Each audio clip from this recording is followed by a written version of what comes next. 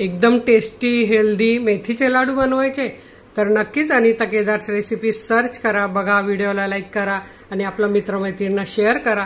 तर आज आपण राजगिऱ्याचं पीठ घालून असे खुसखुशीत मेथीचे लाडू बनवले आहेत आणि तूप पण जास्त घातलेलं नाहीये, तेव्हा तुम्ही पूर्ण व्हिडिओ बघा, नक्की बनवा। तर नमस्कार, मी अनिता केदार्स रेसिपीज मराठीमध्ये तुमचं मनापासून स्वागत आहे। तर चला आज आपण बघूया राजगिऱ्याचं पीठ वापरून मेथीचे लाडू।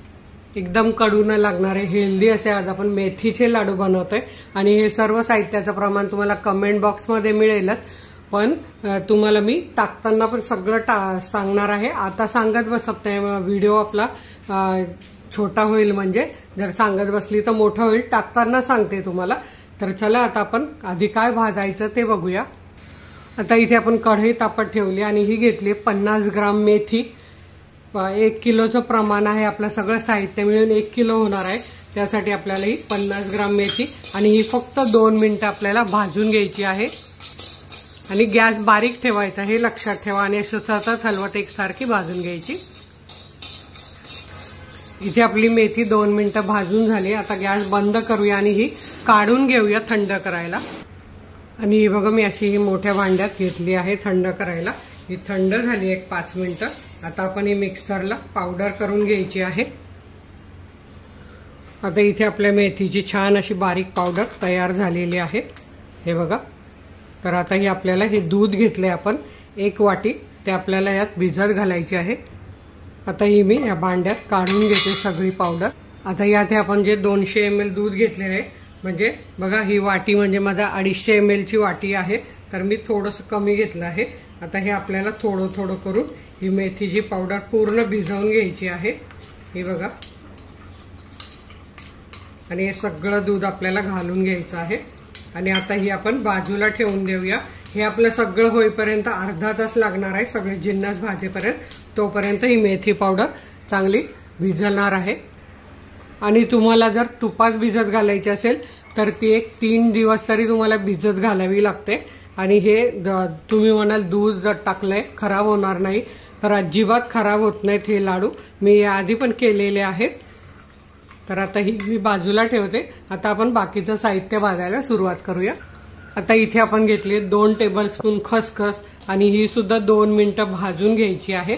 आणि ही आपल्याला मिक्सरला बारीक करायची, कारण खसखस चावली जात नाही तर त्याचा आपल्या शरीराला फायदा नाही होत, चावली नाही जात, त्यामुळे आपण ही मिक्सरला बारीक करून घ्यायची आहे। तर आधी आपण 2 मिनिटं भाजून घेऊया आणि काढून घेऊया आणि नंतर आपण बारीक करूया। ती कशी करायची ते मी पुढे सांगणारच आहे।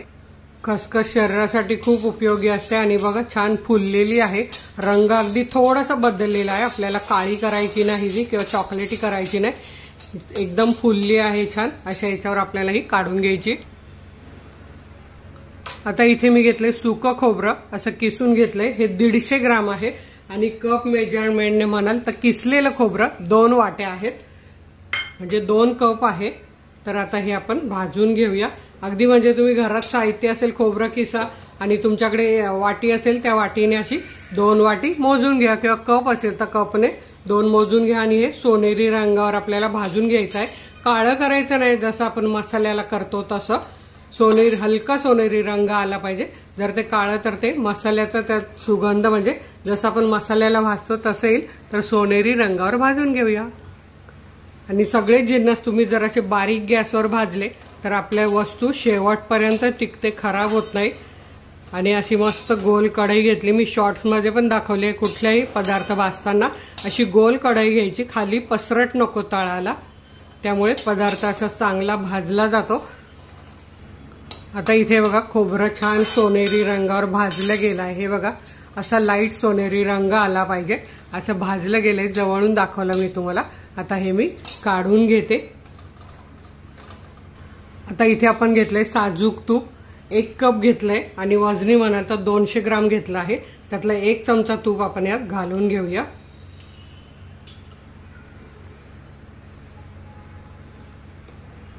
आणि यात हे बघा आपले हे सुकामेवा आहे, तर इथे हे बघा अक्रोड आहे, जवळजवळ मी हे 15 अक्रोड घेतलेले आहेत, 25 बदाम घेतले आहेत आणि 25 काजू घेतलेले आहेत आणि हे तिन्हीचं प्रमाण मिळून 120 ग्राम झालेलं आहे। तर आता आपण हे या तुपात घालून भाजून घेऊया छानपैकी। बारीक गॅसवरच भाजायचं आहे आणि सोनेरी रंग येईपर्यंत भाजून घ्यायचं आहे। तुम्ही तुमच्या आवडीप्रमाणे हे प्रमाण वाढवू शकतात किंवा कमी पण करू शकतात। आता हे एक 2 ते 3 मिनिटं भाजून घेऊया। खोबरं भाजायला पण मला साधारण 3 मिनिटं लागले बारीक गॅसवर। हे पण आपल्याला एक 3 मिनिटं भाजून घ्यायचं आहे। 3 मिनिटं भाजून झालेले, रंग बघा काजूचा बदामाचा असं सोनेरी आलेला आहे। आता हे आपण काढून घेऊया। आपल्याला काय करायचं म्हणजे जे मिक्सरला बारीक करायचे ते जिन्नस आधी असे भाजून घ्यायचे, म्हणजे मग ते थंड होतील तोपर्यंत पुढचं आपण भाजायचं। आता इथे आपण डिंक घेतलाय आणि हा डिंक आहे 50 ग्राम। हा बघा असा असतो, बाजारात मिळतो। तर आता आपल्याला हा तळून घ्यायचा आहे। तर त्यासाठी आपल्याला इथे तूप घालायचं आहे। एक 2-3 चमचे तूप घालूया आपण आणि आता हा थोडा थोडा करून आपण तळून घेऊया। याआधी पण मी 2-3 प्रकार मेथीच्या लाडूचे दाखवलेले आहे। तर यूट्यूबवर जाऊन मेथीचे लाडू बाय अनिता केदार सर्च केलं तर तुम्हाला लगेच मिळेल। अगदी पहिल्या याच्यात तर मी उडदाची डाळ आणि गहू भाजून लाडू बनवलेले, खूप छान होतात ते।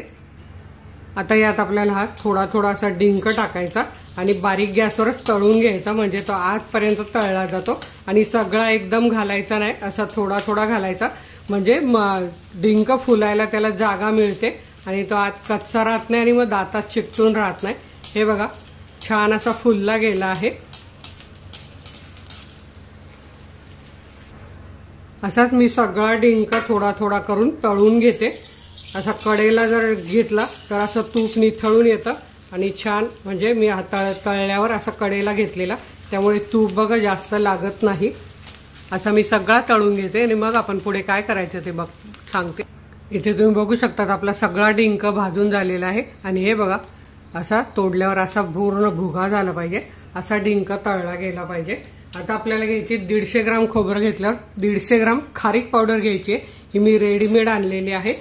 तुम्ही जर घरी खारीक आणून बारीक करून घेत असलं तरीही चालेल। तर आता ही आपण या तुपात भाजून घेऊया 1-2 मिनिटं। 2 मिनिटं झालेले, खारीक पावडर बघा रंग बदललेला आहे, छान भाजली गेलेली आहे। आता ती आपण ज्या भांड्यात आपल्याला लाडूचं मिश्रण सगळं एकत्र करायचं आहे त्या भांड्यात ही काढून घ्यायची आहे।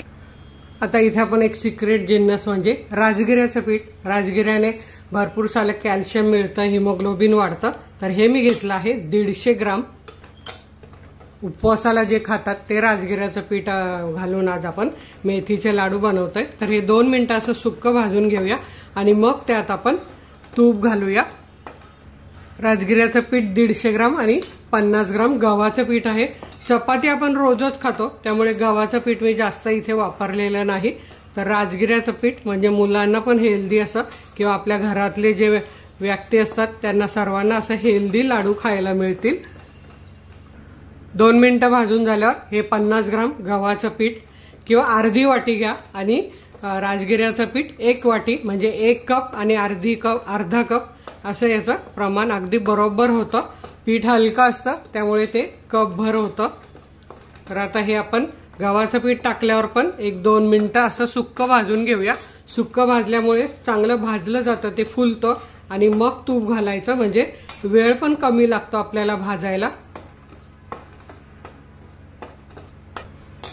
अगदी तुम्ही मुलांना सकाळी सकाळी हा लाडू एक खायला दिला आणि 1 ग्लास दूध दिलं तर मुलांना खूप हेल्दी असं हे होईल। आता इथे आपले हे पीठ म्हणजे आपण राजगिऱ्याचं पीठ आधी 2 मिनिटं भाजून घेतलं, नंतर गव्हाचं पीठ टाकलं। गव्हाचं पीठ टाकल्यावर 2 मिनिटं, म्हणजे असं 4 मिनिटं आपले हे दोन्ही पीठ भाजून झाले। आता आपल्याला यात तूप घालायचं आहे। तर आधी 2 चमचे तूप घालूया आणि सगळं मिक्स करून घेऊया आणि पुन्हा आपण तूप घालूया। बघा तूप मिक्स झालं आहे। अजून आपण 2 चमचे तूप घालूया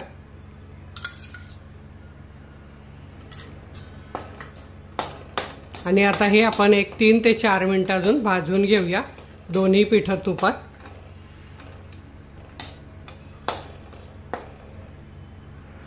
आणि तुम्हाला राजगिऱ्याचं पीठ घालायचं नसेल तुम्ही गव्हाचं पीठ सुद्धा घालू शकतात, काही प्रॉब्लेम नाही, कारण प्रत्येकाच्या घरात गव्हाचं पीठ असतं।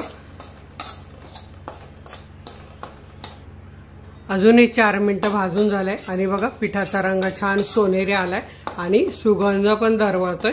आता हे पीठ मी ज्या खारीक काढली ज्या भांड्यात आपल्याला मिक्स करायचे त्यातच हे पीठ पण मी काढून घेते। आता इथे आपण गूळ विरघळायच्या आधी काय करायचंय किंवा मेथीचं पण आपल्याला पुढे काय करायचंय ते मी दाखवते। इथे आपण हे जे आपण भाजून ठेवले सुका मेवा तो बारीक करून घेऊया आणि नंतर डिंक बारीक करून घेऊया, खसखस बारीक करून घेऊया आणि मग त्यात आपण सुका मेवा घालूया। खसखस आपली बारीक करून झाली आहे। आता आपण हे सुका मेवा घालूया, काजू बदाम अक्रोड आणि हे पण ओबडधोबड बारीक करून घेऊया। हे बघा असे थोडेसे असे बारीक मिक्सरला वाटून घेतले। तुम्हाला जर थोडे जाड ठेवायचे तर जाड ठेवा, पण मी थोडेसे हे बारीकच केलेले आहे, एकदम पावडर नाही केलेली पण अगदी रव्यापेक्षा जाड असे ठेवलेले आहे। जाड रवा असतो ना त्याच्यापेक्षाही असं हे बघा असं ठेवलेलं आहे, कण कण असं लागेल दाताखाली। आणि आता आपण हा डिंक पूर्ण बारीक करून घेऊया। तो हाताने चुरला तरी चालतो पण मिक्सरमध्ये पटकन होतो। आता इथे तुम्ही बघू शकता आपला डिंक पण छान बारीक झाला आहे। आपण इकडे काढून घेऊया। आता आपलं खोबरं राहिलंय, खोबरं छान आपलं थंड झालेलं आहे, तर ते काय करायचं मी तुम्हाला दाखवते। जर तुम्हाला खोबरं मिक्सरला बारीक करून घ्यायचं असेल तर बारीक पण करून घेऊ शकतात किंवा मग असं हाताने चुरायचं। ते हे बघा छान भाजलं गेलंय त्याच्यामुळे हे बघा छान असं चुरलं जातं आणि ते आता आपल्याला ह्या भांड्यात काढून घ्यायचं आहे। आणि मेथी काय करायची ते पुढे मी दाखवते। छान भाजल्यामुळे बघा खोबरं पण किती छान झालेलं आहे, असा रंग सोनेरी लाईट आला पाहिजे। हे सर्व भाजून बारीक करून होईपर्यंत हे बघा आपली इथे मेथी छान भिजलेली आहे। आता आपण कढई तापत ठेवूया आणि मेथी भाजून घेऊया। कशी भाजायची ती मी दाखवते। आता इथे 30 कढई आपण तापत ठेवली आहे।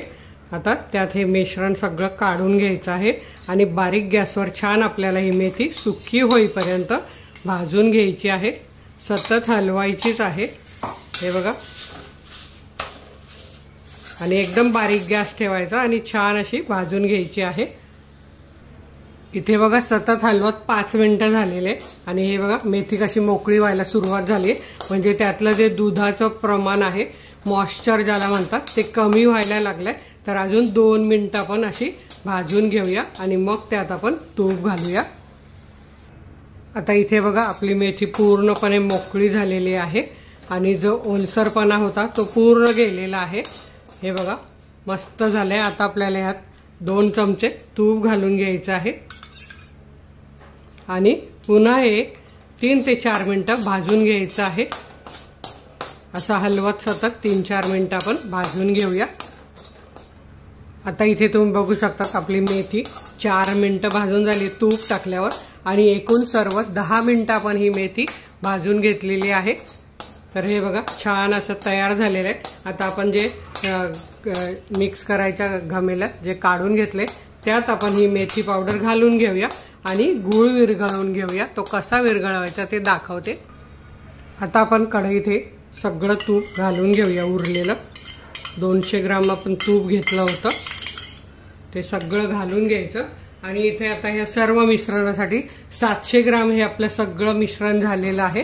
तर त्यासाठी 300 ग्राम गूळ घेतलेला आहे मी, ऑर्गॅनिक गूळ, आणि तो असा सुरीने कापून घेतलेला आहे। तो आता ह्या तुपात घालून फक्त आपल्याला विरघळवून घ्यायचा आहे, पाक वगैरे करायचा नाही अजिबात, फक्त असा विरघळवून घ्यायचा आहे। आणि तोपर्यंत आपण या मिश्रणात जायफळ किसून घेऊया। एकीकडे हे पण लक्ष द्यायचं आहे, असं सतत हलवायचं पण आहे। आता इथे आपण जायफळ घालूया, एक अर्धा चमचा, पाऊण चमचा किसून असं घालायचं आहे, अर्धा ते पाऊण चमचा। साधारण आपल्याला कळतं, अंदाज असतो प्रत्येक गृहिणी रोज जेवण बनवते तेव्हा, तर मी असं किसून घेते अजून। आता आपल्याला हे सगळं मिश्रण एकजीव करून घ्यायचं आहे, एकत्र करून घ्यायचं आहे। खूप हेल्दी आणि टेस्टी हे लाडू होतात। अगदी तुम्ही एकदा बनवले तर तुमच्या घरातले नक्कीच बोलतील परत बनव। तर हे बघा सगळं मिश्रण आपलं एकजीव झालेलं आहे। आता आपण जाऊया गुळाकडे। इथे तुम्ही बघू शकता आपला गूळ पूर्णपणे विरघळलेला आहे। गॅस बंद केला मी आणि आता हे आपण गूळ या मिश्रणावर घालून घेऊया। तर हे बघा गूळ पूर्णपणे गूळ आणि तूप जे उरलेलं होतं ते आपण घातलेलं आहे आणि पूर्ण या मिश्रणात घालून घेऊया। अजिबात पाक वगैरे काही होऊ द्यायचं नाही, फक्त गूळ पूर्णपणे वितळला पाहिजे। आता हे आपण असं झाऱ्याने मिक्स करून घेऊया, कारण गूळ गरम आहे, लगेच हात घालू नका। सुगंध मस्त सुटला आहे आणि हे बघा एकदम परफेक्ट प्रमाणात मी तुम्हाला लाडू दाखवलेले आहे। तर हे चांगलं एकजीव करून घ्यायचं आणि लाडू बांधायला आपल्याला सुरुवात करायची आहे। अगदी सोपे आणि झटपट, सगळं सारखं भाजल्यामुळे रंग पण बघा किती सुरेख आलेला आहे। आता आपण हे लाडू बांधायला सुरुवात करूया। हे बघा छान असं झालेलं आहे,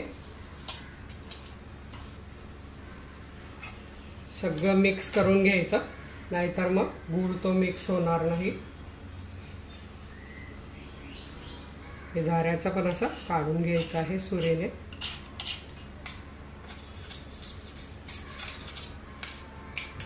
कढईत पण मी थोडं मिश्रण घालून कढईचा गूळ काढून घेतलेला आहे। आता असे मीडियम अगदी लिंबूच्या साईजचे, लिंबूपेक्षा थोडेसे मोठे आपल्याला लाडू वळून घ्यायचे, कारण याचा मोठा लाडू बनवायचा नसतो, एका वेळी एक लाडू खायचा असतो।